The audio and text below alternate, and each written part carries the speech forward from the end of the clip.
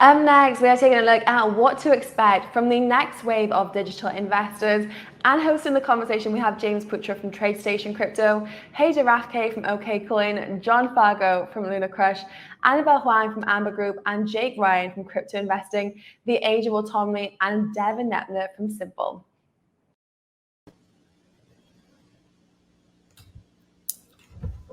All right, welcome everybody. We are here today to talk about the next wave of digital investors. It's a panel that I am super excited about. I'm joined with an all-star cast, super knowledgeable from all different areas of the crypto space. So I'm very excited to kick this off, and it's been an exciting day. So let's dive right into it. So why don't we start off with introductions? We'll just go alphabetical. Annabelle, if you can tell us a little bit who you are and what problem you're solving, please.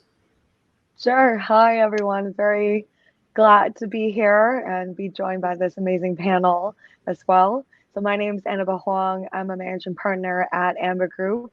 We're a Asia-based wealth management crypto finance platform. We help our users, clients, both institutional and retail globally, to trade, manage, access crypto, really trying to build the bridge between traditional finance, where our background is, into digital wealth. So that's who we are and the problem we're trying to solve. Awesome. Thank you, Annabelle. Devin, you're up next. Hi, my name is Devin Niemer. I'm an investor primarily in real estate and business, but very quickly my crypto portfolio is going to outperform all of them. It's clear as day that I'm not too far from that being the main thing in my net worth. But at the same time, so because of that experience in all of these different bootstrapping businesses and real estate, I learned a lot about leverage for doing all of those things. So when Aave was introduced to me and the ability to borrow against debts, I thought, well, why not borrow?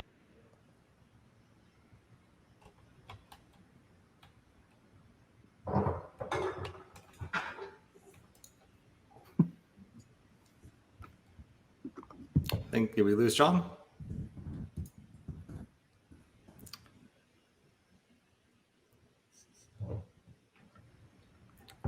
All right, Haider, maybe you can jump in here. Yeah, sure. Hi, everyone. So my name is Haider Rafique. I'm the Chief Marketing Officer here at Okcoin. Okcoin is a global crypto platform.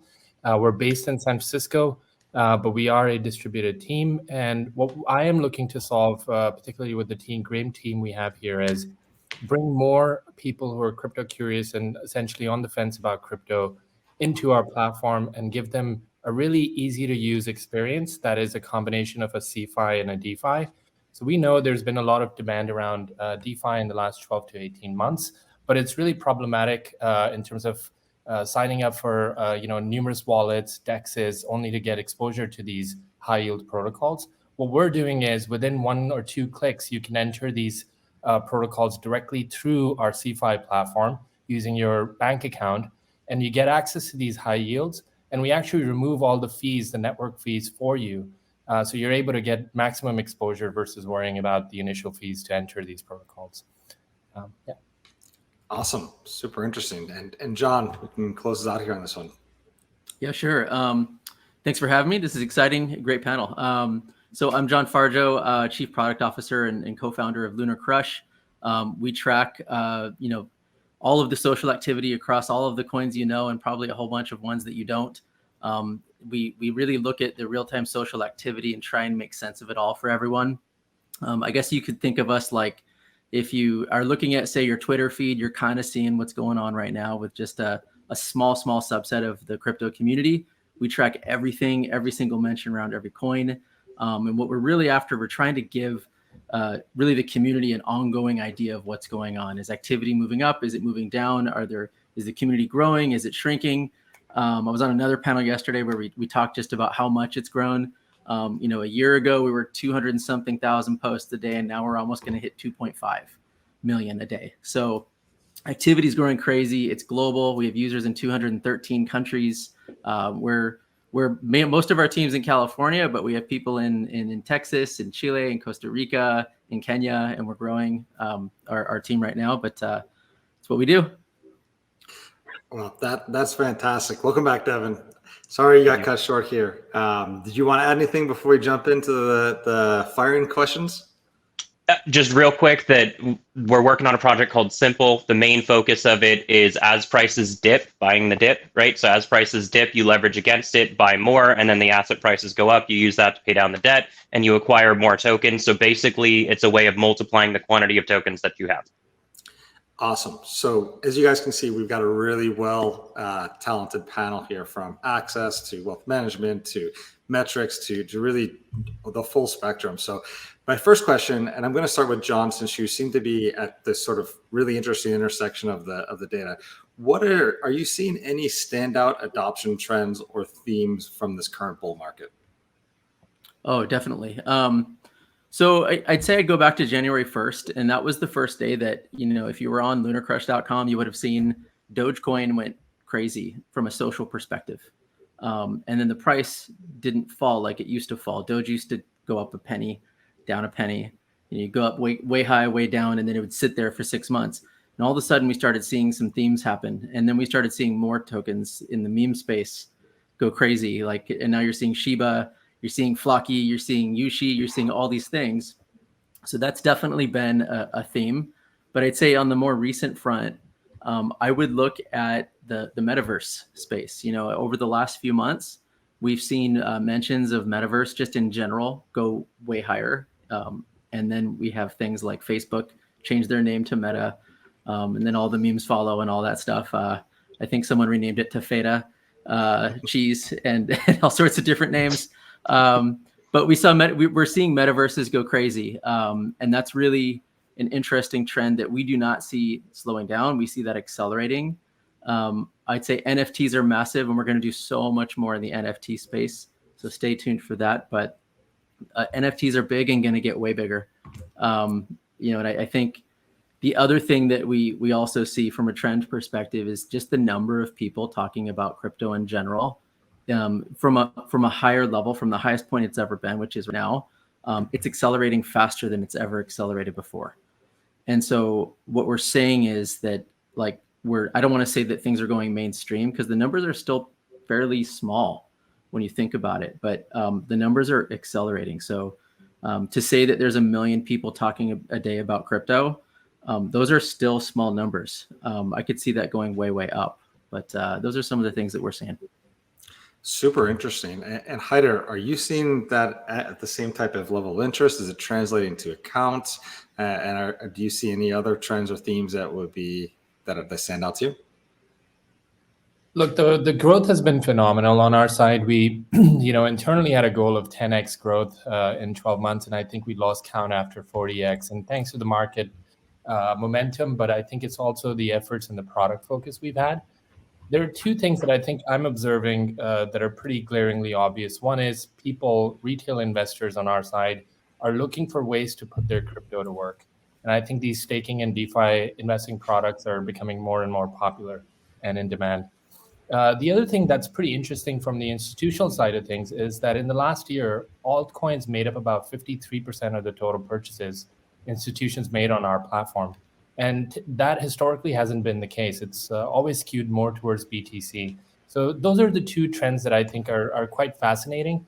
I'll wrap it up with, I hope that legacy firms who've been around for a while are part of that innovation. I think if you look at the innovation in the last 12 months, it didn't come from the legacy companies, including ourselves in many cases. I think you look at DeFi, you look at Metaverse, you look at NFTs, look at GameFi. None of this stuff is actually happening on the legacy household brand names that we know of. And what is really important is for us bigger platforms to make sure that we're at the front and center of it, and we're doing it in a way that makes the UX a lot more simpler and easy to go in and out of these markets. So that's in summary what we're observing from the Okcoin platform. Wow, awesome. I mean, that's super interesting to see to hear about them, and also to see the shift in dominance of trade activity. Annabelle, from your perspective here, are you seeing similar trends? Do you see things that stand out a little bit differently? Tell us. Yeah, no, I want to echo John and Haider's point. Because for us, we actually sit, we cover a lot of the institutional players as well as retail, and we sit in between Asia and also the Western markets. So just over the last year or almost 2 years, it's incredible to see the growth. So first, on the institutional side, a lot of the traditional hedge funds are onboarding with us, family offices as well. First allocating to Bitcoin, but I think once they get down to the rabbit hole, they actually start looking at DeFi, and a lot of them are buying up crypto punks as well. So they're fully being adopted. So I love to see that. But I think there's still so much more untapped market that could participate in, and I think that's what, at least that's a trend of what we're seeing. Then on the retail market side, it's actually quite interesting. So I've been on the road for almost a month, and I was in London, Dubai, then went to Russia CS market, Turkey, and now in New York for the NFT conference. So you do see a very different retail sentiment in different countries. I think in Turkey, to some extent, the other developing markets, a lot of them are forced to hold crypto because their own fiat currency is sometimes more volatile and inflation is just simply too high. So they're very focused on remittance or payment and easy on-ramp features, and mostly doing spot trading, kind of buying the Doge and the sheep coins of the world.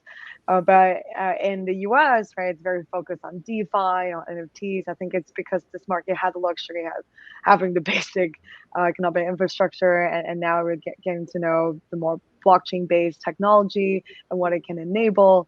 So it's quite fascinating to see the differences here. But I think overall the adoption is coming, especially on the back of NFTs, because it has more cultural and social component.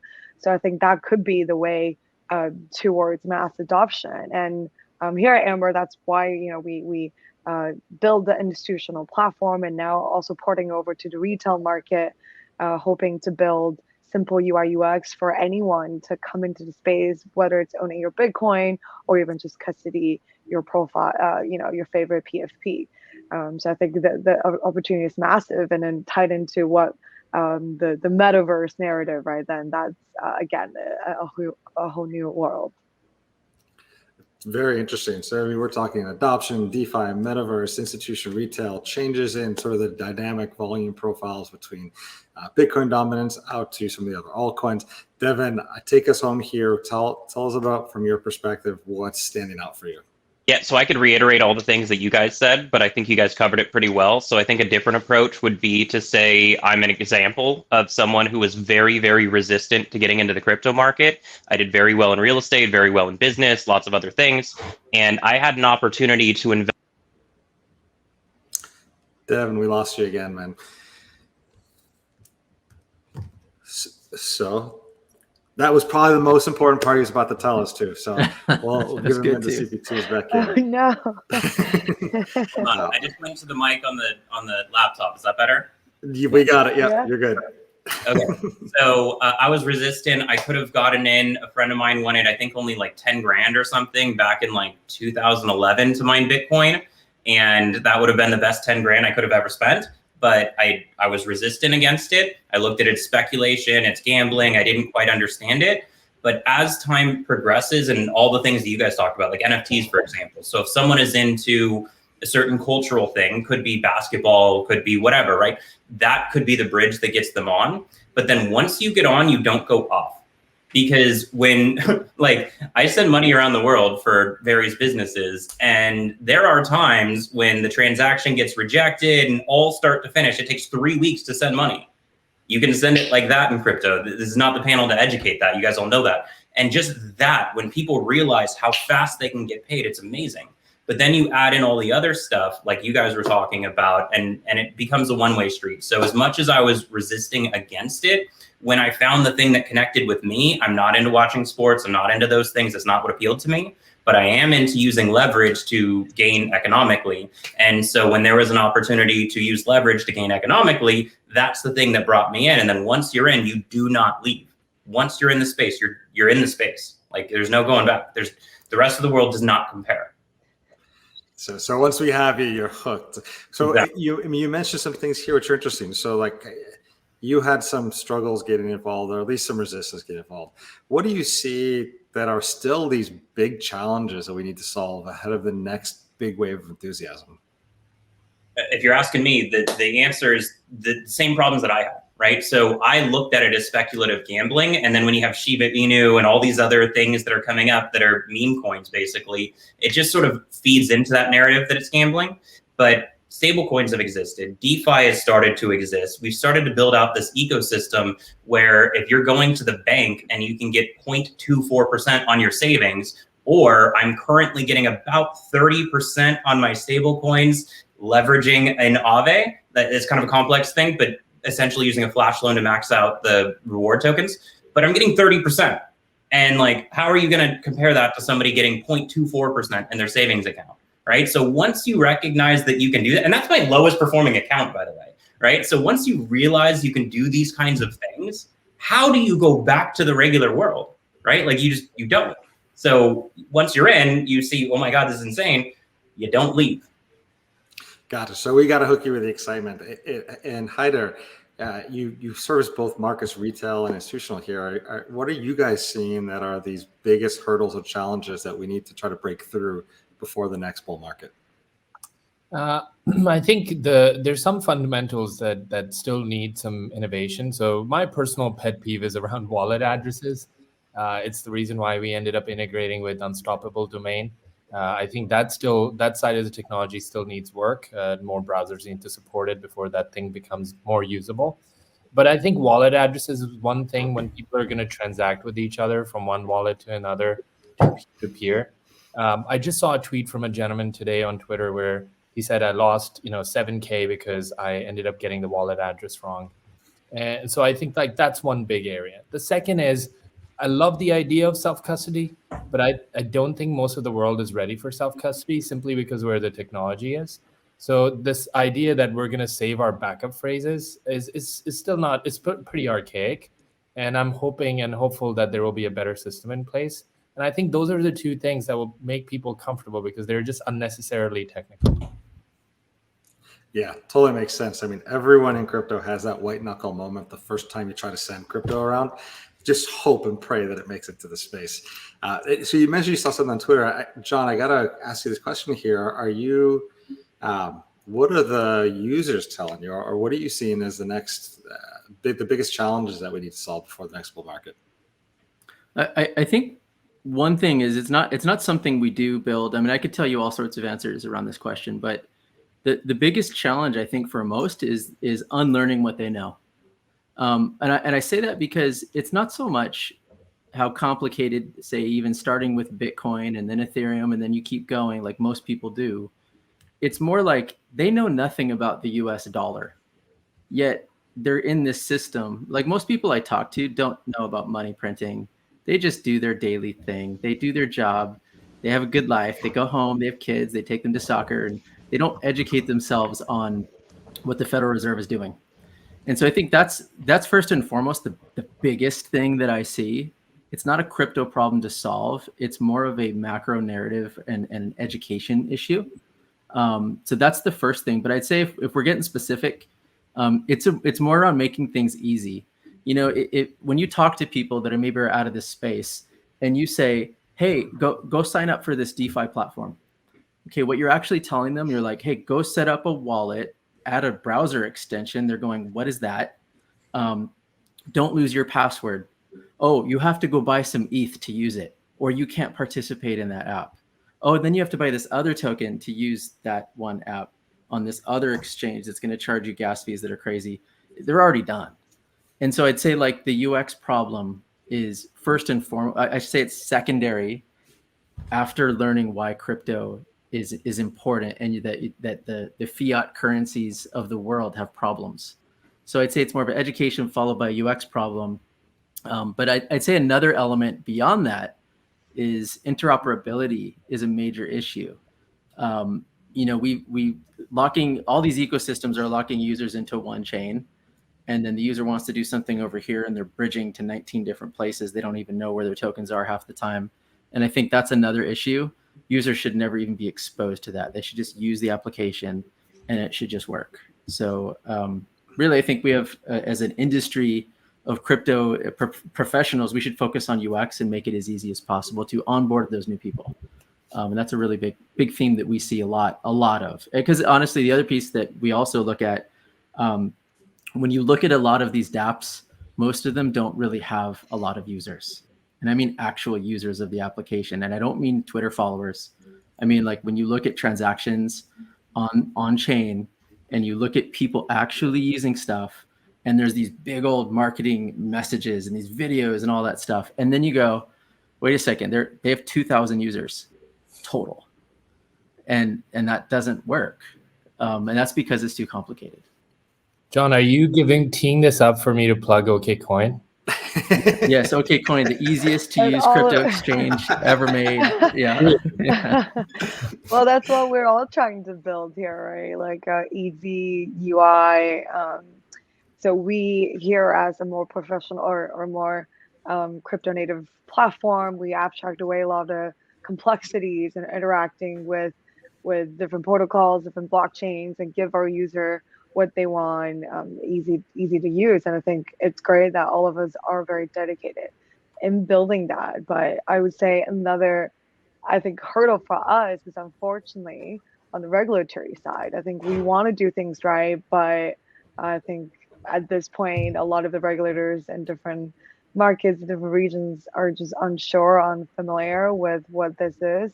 So I think hopefully in the next year or two, we'll be able to see a lot more clarity in terms of regulation in major markets, as well as in a lot of the regional markets, that can let us really be the bridge between traditional finance, be the fiat on-ramp gateway into, and port more people into crypto finance and to build the digital wealth. But right now, it's actually quite difficult to be able to offer services that we do. We have probably 20 different licenses going on in different regions, and within the United States, there's probably 50 different state licenses. So it's not easy.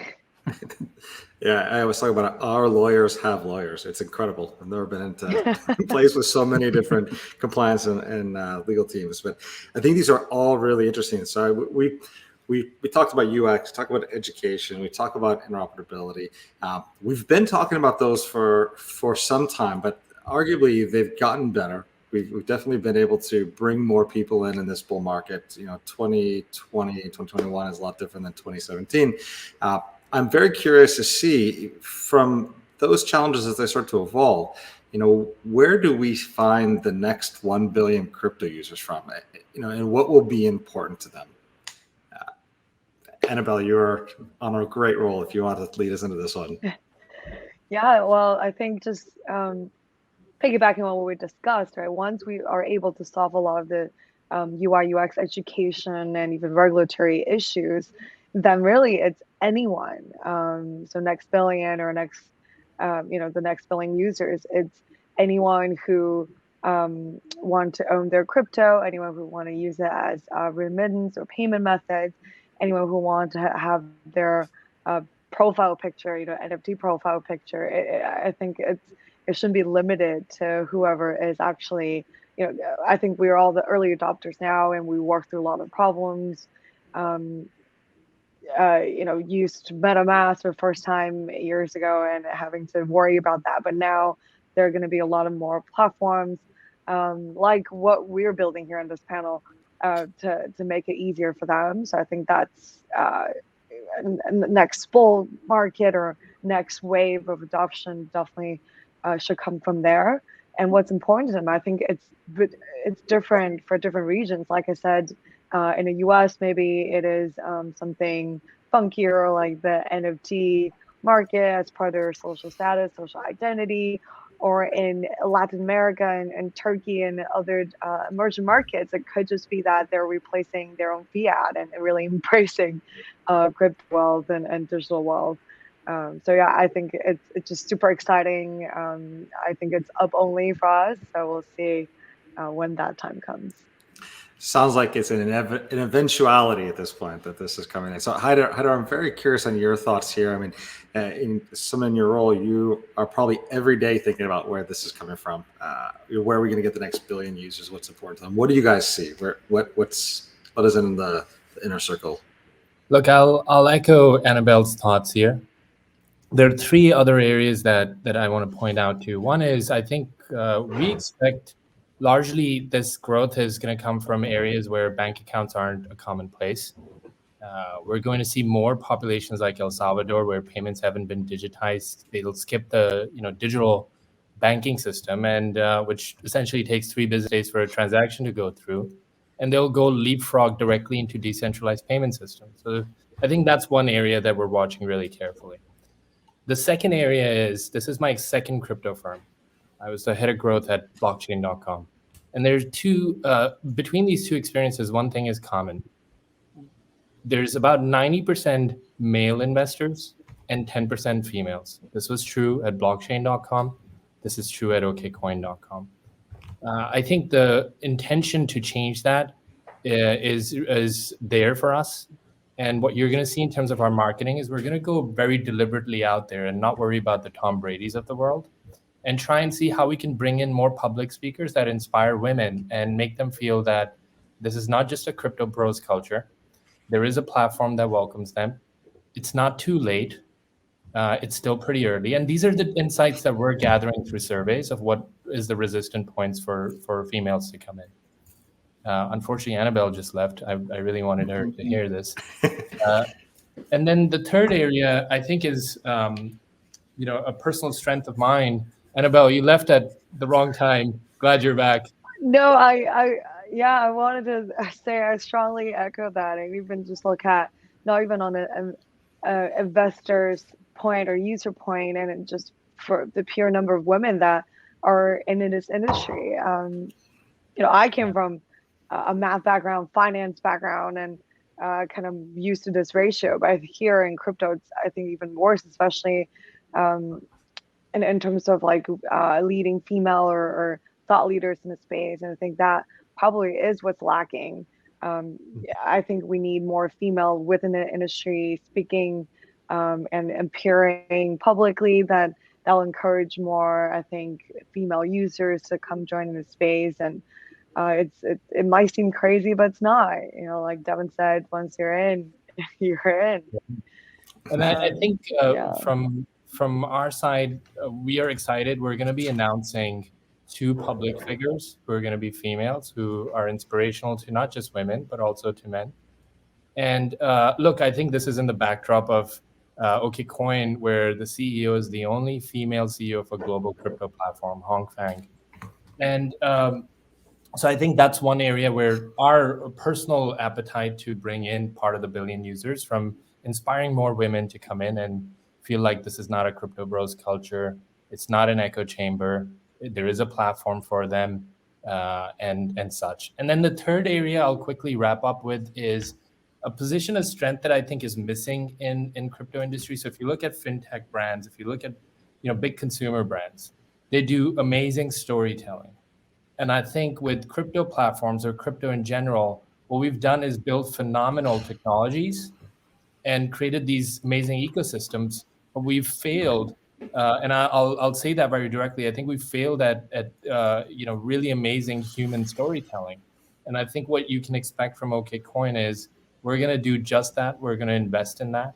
And our hope is that we can inspire a really broad spectrum of people to look at our work and draw some inspiration and get those emotional cues that help people understand the utility, the urgency, and the fact that there is an alternative choice now to the traditional financial system. So that's, in a long nutshell, that's our hope of bringing the next, or at least impacting the journey towards the next billion crypto users. That's awesome. I mean, fantastic prediction. Just bringing in the other half of the population would be a major milestone.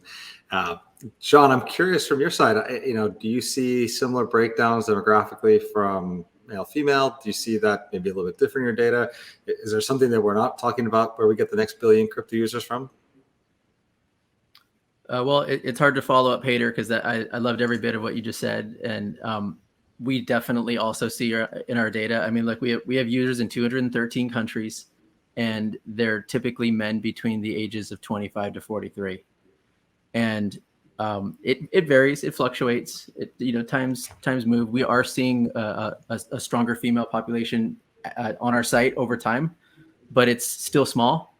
And so I think, yes, there needs to be a much broader, like a broadening out of messaging, of information that resonates to everyone. This is for everyone, not any one group of people. And so I think that's what's really exciting is hey, that's another opportunity. That's another really amazing opportunity for everyone. But another thing that I want to talk about that hasn't been mentioned though is, we interview different projects about 2 or 3 times a week right now. And some of the things that are being talked about are the things that are coming soon.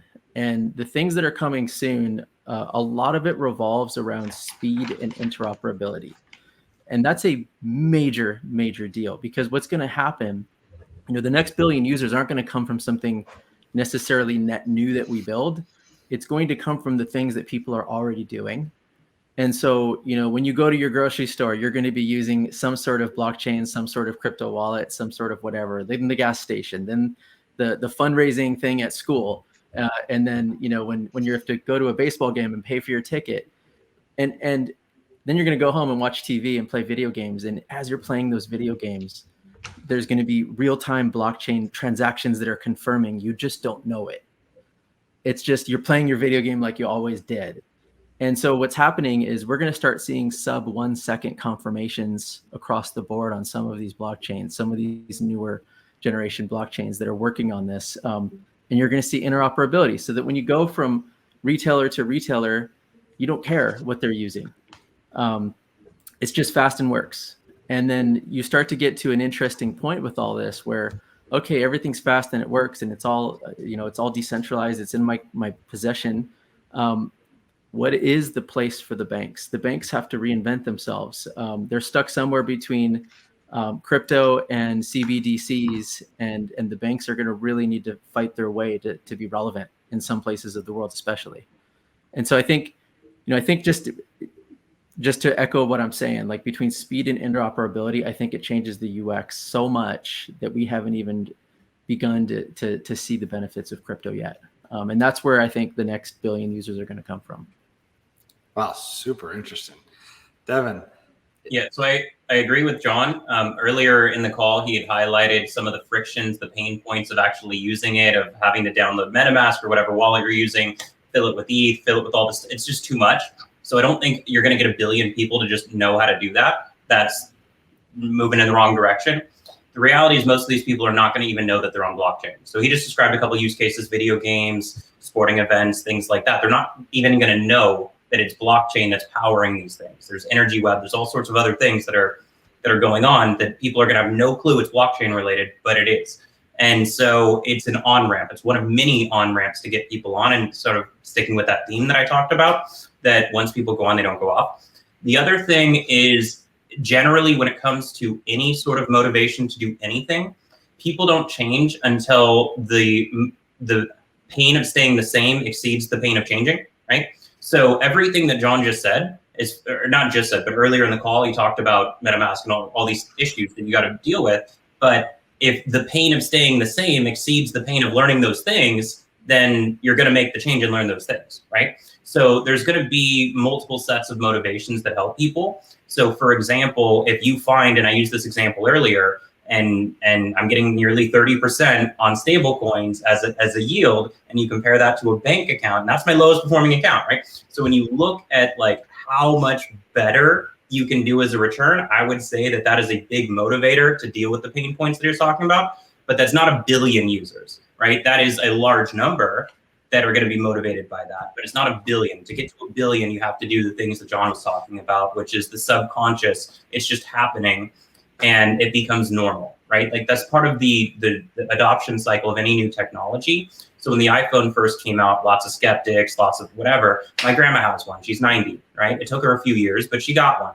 And so she didn't get one until everyone she knew had one, and she wanted to communicate and send iMessages and do FaceTime and these, things that everyone else is already doing this, and I'm missing out. So the pain of staying the same, I'm missing out, exceeds the pain of, oh man, I got to learn how to use an iPhone for a 90-year-old, right? It's a pain. She still calls me and asks how to do things, but the pain of staying the same exceeded that. And so we're going to see the exact same thing happening within crypto, where people are saying, wow, I'm trying to save for college for my kids and I'm getting nothing in terms of returns. It's a 15-year time horizon. Why don't I do something that compounds at a much higher rate?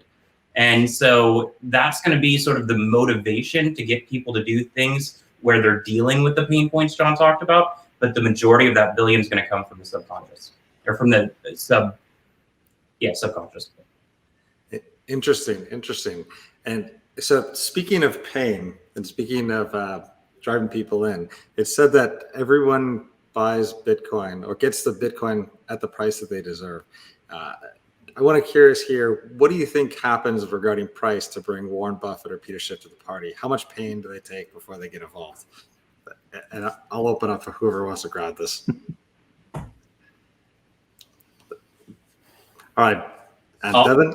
Yeah, I'll jump in. I don't think either of them are going to get in at all. And so if you look at Warren Buffett, rule number 1, don't lose money. Rule number 2, don't forget about rule number 1. And if you expand onto that, it comes down to, if you don't really know what you're doing, he's pretty old. I don't know that he's going to go through all the hoops to really learn it. Maybe he starts to see like some of the things I'm doing and others are doing and seeing like, oh, this is actually feasible. This is something that we could do. Then maybe that would get them in, but it's not a certain price of Bitcoin, right? It would be the desire to have more Bitcoin, right? So if the price tanks, then they can use that as an argument and say, oh, the price tanked, that's my justification for why I shouldn't have gone in at all. They're not necessarily going to look at that and say, oh, buying opportunity, let's, let it go up. So I don't think the other part of the question, at least written, I don't know if you mentioned it here, is Peter Schiff.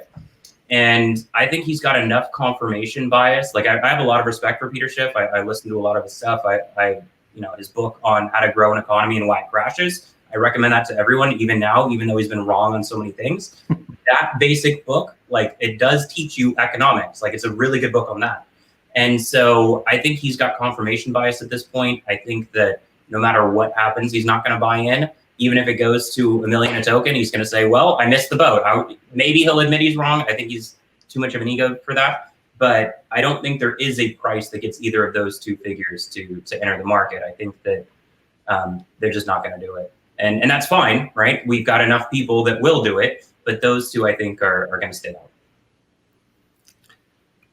How about I want to add just, like Warren Buffett, it's not a price. It's not a price that gets him in, but I could see him saying, hey, I've already got, so much stock in Wells Fargo. Why don't we convert Wells Fargo into some sort of custody solution for crypto? And we'll charge them a monthly fee. And he's like, it's more about picks and shovels, and he owns railroads and things like that. I see him building, if he were to even get involved, I don't think it's him just directly going out and buying Bitcoin and hoping it goes higher. I think he would want to play in a sustainable way where he can continually make money for his, to add to his legacy. He doesn't care if Bitcoin goes from 500 to a million, 500,000 to a million, what, to make more money?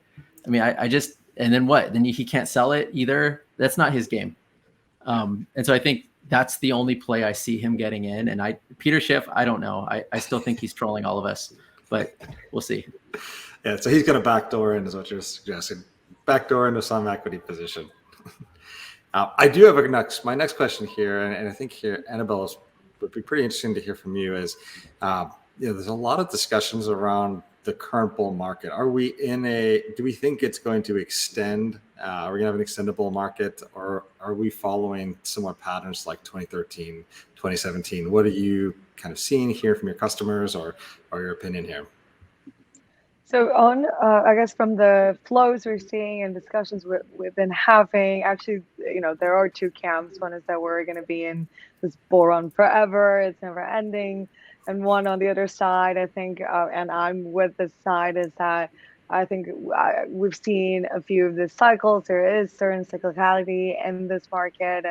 And now because the market cap is over $2 trillion, it's gone a lot of the traditional money coming in.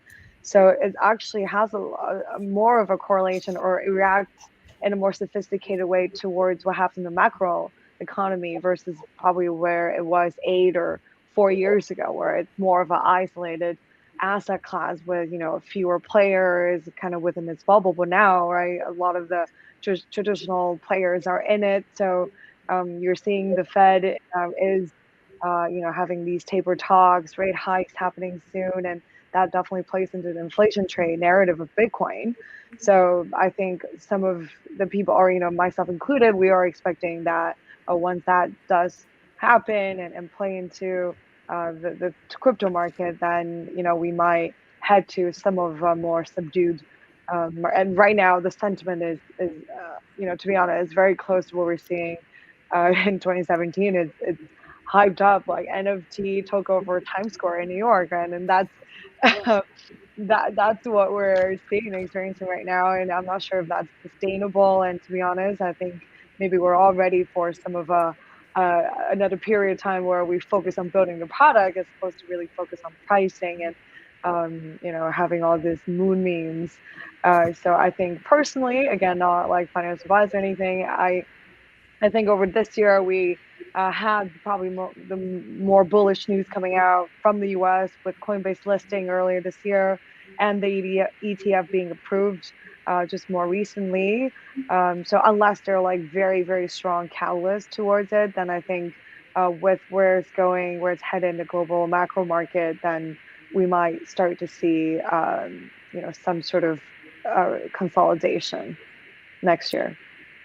Interesting. And Haider, what's your thoughts here? Are we at peak euphoria, or are we're riding this one out for a lot longer?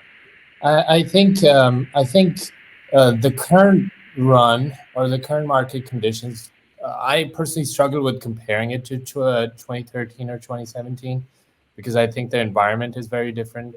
Look, I think we consider Bitcoin the foundational layer of crypto markets, and Bitcoin is in a much more position of strength than it historically was in 2013 and 17.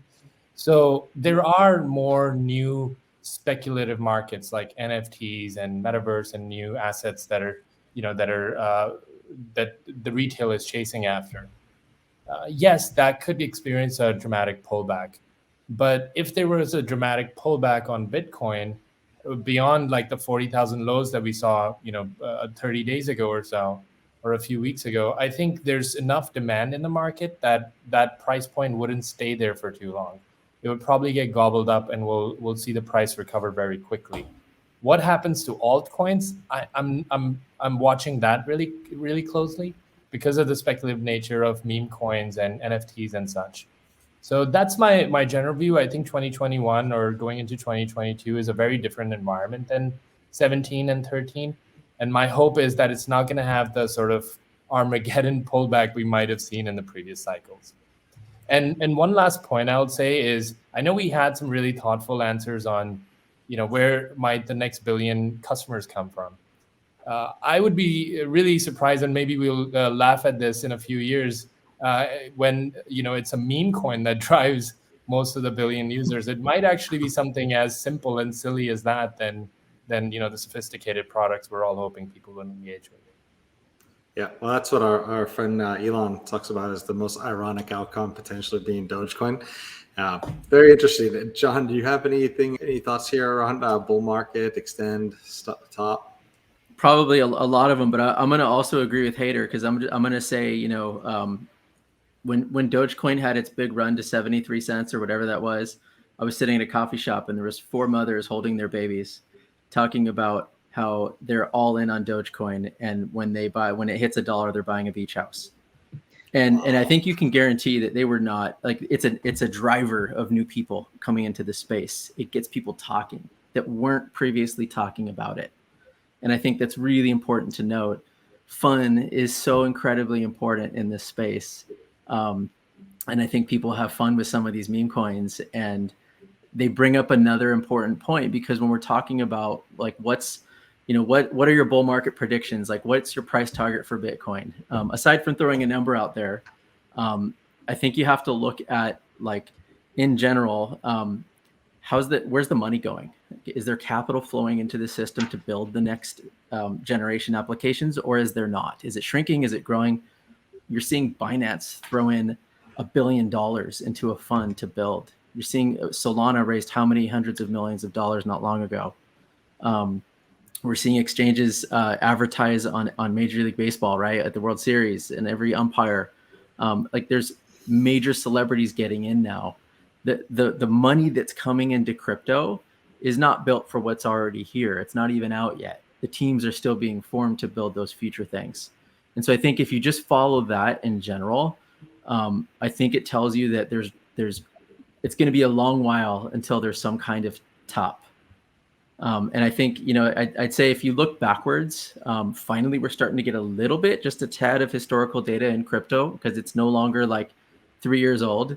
And so we're seeing things that are like, if you would have just been patient and just bought Bitcoin and held it forever, didn't matter when you bought it, didn't matter any day, you're in the money.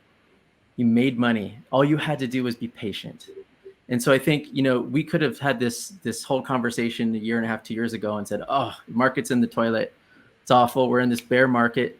Reality, you should have just kept buying Bitcoin. You should have just kept buying Ethereum. You should have just kept buying some of your favorite coins and you're in the money.